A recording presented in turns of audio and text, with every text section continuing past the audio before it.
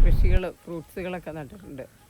Washing മെഷീനിൽ dragon fruit നട്ടിട്ടുണ്ട്. മുന്തിരിയുടെ ഇതിൽ ആപ്പിള് കഴിച്ചു കിടക്കുന്നത് കേട്ടോ. ഉള്ള ഒരു 5 കിലോ.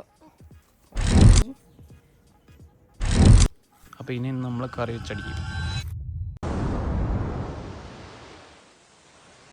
ഹലോ ഗായ്സ്, നമുക്ക് ടെറസിലെ കൃഷി കാണാം.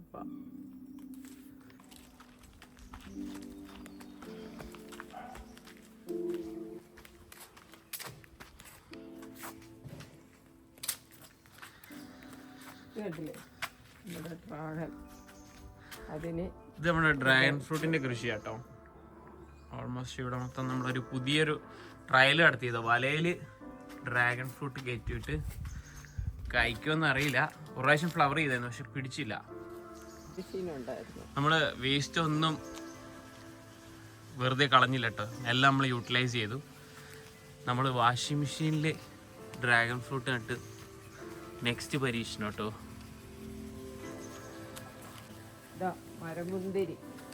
മരമുന്തിരി നമ്മൾ ഡ്രമ്മിൽ നട്ടേക്കുന്ന കേട്ടോ. ഏതാണ്ട് 2 years ആയി. ഫൈബറിന്റെ ഡ്രമ്മിൽ നട്ട കേട്ടോ. ചെറുതായിട്ട് ഫ്ലവറിങ് ഒക്കെ തുടങ്ങിയിട്ടുണ്ട്. കായതിന് ശേഷം നമുക്ക് കാണിക്കാം അല്ലേ. ഇതിന്റെ ഈ തടിയെ കൂടെയൊക്കെയാ ഇതിന്റെ കായ ഇങ്ങനെ നല്ല മുന്തിരിയുടെ ഇതില് നല്ല മുന്തിരിയാണ് ഇങ്ങനെ മരത്തിന്റെ തടിയെ കൂടെ എല്ലാം ഉണ്ടാവും. അടുത്ത നമ്മള് ടെറസിൽ കൃഷി ചെയ്തേക്കുന്ന നമ്മുടെ ഇതാട്ടോ, നാംഡോഗ്മായി എന്ന് പറഞ്ഞൊരു മാവനാണ്. വെറൈറ്റി ചെറുതായിട്ട് ഫ്ലവറിങ് ഒക്കെ ആയിട്ടുണ്ട്.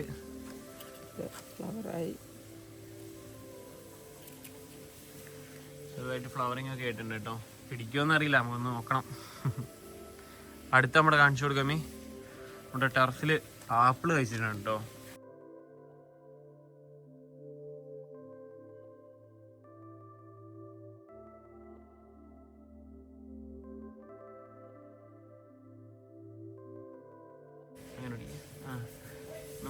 നമ്മുടെ ടെറസിലെ ആപ്പിള് കഴിച്ചു കിടക്കുന്നത് കേട്ടോ.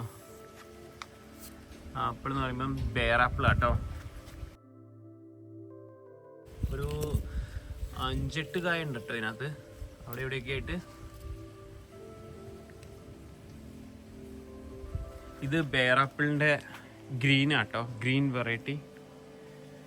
അടുത്ത നമ്മുടെ റെഡ് ഉണ്ട് കേട്ടോ, ബെയർ ആപ്പിളിൻ്റെ റെഡും ഫ്രൂട്ട് ആയിട്ടുണ്ട്.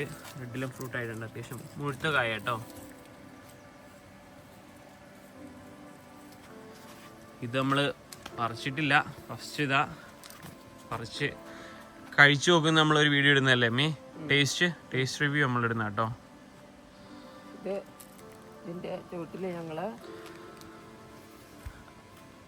നമ്മള് മിന്റ് ലീവ്സ് നട്ടിട്ടുണ്ട് കേട്ടോ, പുതിന. പിന്നെ ഇത് പുതിയൊരു ടെക്നിക്ക് കേട്ടോ, നമ്മൾ വെള്ളം വാട്ടർ സപ്ലൈക്ക് ഉള്ളത് എന്ന് വെച്ച് കഴിഞ്ഞാൽ ഇതിൽ ഫില്ല് ചെയ്ത് കൊടുത്തു കഴിഞ്ഞാൽ ഡ്രോപ്പ് ആയിട്ട് വീണ വെള്ളം സപ്ലൈ ആയിക്കോളും.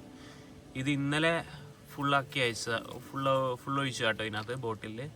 ഇപ്പോഴും വെള്ളം തീർന്നിട്ടില്ല, ഓരോ ഡ്രോപ്പ് ആയിട്ട് വീണ വാട്ടർ അത്യാവശ്യം നല്ല സപ്ലൈ കിട്ടിയോളും പ്ലാന്റ്സിന്. ഈ വേനയ്ക്ക് ഇത് നല്ല എസെൻഷ്യൽ സാധനമാണ്, എല്ലാവരും വെക്കുന്നത് നല്ലതായിരിക്കും ടെറസിൽ കൃഷി ചെയ്യുന്നവർ.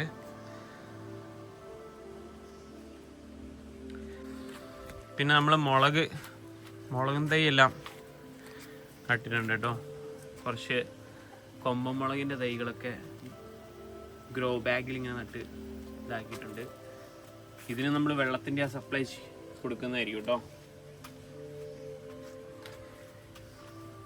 ഇത് ബട്ടർ കേട്ടോ, അവക്കാഡോൻ്റെ പ്ലാന്റാ.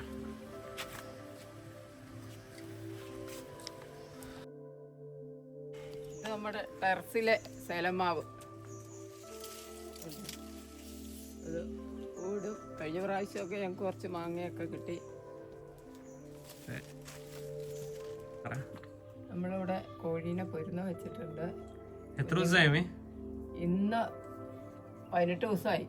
18 ദിവസമായില്ലേ? ഇനി ഒരു 3-4 ദിവസം കൂടെ കഴിഞ്ഞ് കഴിഞ്ഞാൽ ഇറങ്ങൂലേ? എത്ര ദിവസം വേണം? 21 ദിവസം. 21 ദിവസത്തിനുള്ളിൽ വരൂലേ? പണ്ടൊക്കെ നമ്മളിങ്ങനെ കോഴീനെയൊക്കെ പൊരുന്ന് വെച്ചിട്ടുണ്ട്. അപ്പം ഞങ്ങൾ കുറേ നാൾ പണ്ടൊക്കെ കോഴീനെ ഇറക്കിക്കൊണ്ടിരുന്നത്. ഇപ്പൊ എല്ലാം ഹാച്ചറീസ് ആണ് കോഴീനെയൊക്കെ, ഈ നാടൻ കോഴീനെയൊക്കെ ഇറക്കുന്നത്. പക്ഷെ ഇപ്പം ഞങ്ങൾക്ക് കുറേ നാൾ കൂടി ഒരു കോഴി പൊരുന്ന് വെച്ച് കിട്ടിയിട്ടോ. അപ്പം നമ്മളതിന് മുട്ട വെച്ച് പൊരുന്ന് ഇരുത്തിയിട്ടുണ്ട്. ഒരു 3-4 ദിവസം കഴിയുമ്പം കുഞ്ഞാവുമായിരിക്കും അല്ലേ? കുഞ്ഞാവുമല്ല, കുഞ്ഞ് വിരിയും. എന്നാ കുഞ്ഞ് വിരിയും. മുട്ട വെച്ചിട്ടുണ്ട്. ഓക്കെ, നോക്കാം.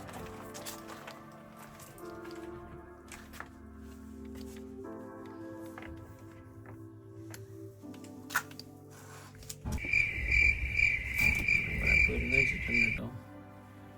ഒരു 3-4 ദിവസം കഴിയുമ്പം വിരിയുന്നൊക്കെയാണ് പറയുന്നത്. അതൊന്നുമല്ല, വിരിയും. കണ്ടറിയാം. കുഞ്ഞിറങ്ങി കഴിയുമ്പോ അതിന്റെ വീഡിയോസ് ഇടുന്ന കേട്ടോ. എല്ലാരും സബ്സ്ക്രൈബ് ചെയ്ത് സപ്പോർട്ട് ചെയ്യണം കേട്ടോ.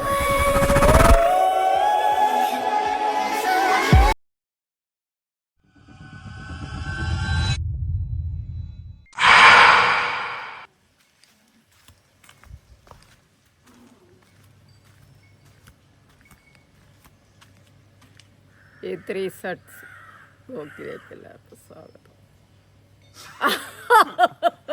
എന്നാ ഞാൻ പറഞ്ഞു എന്നോടാ. പോലായി. ബൈ.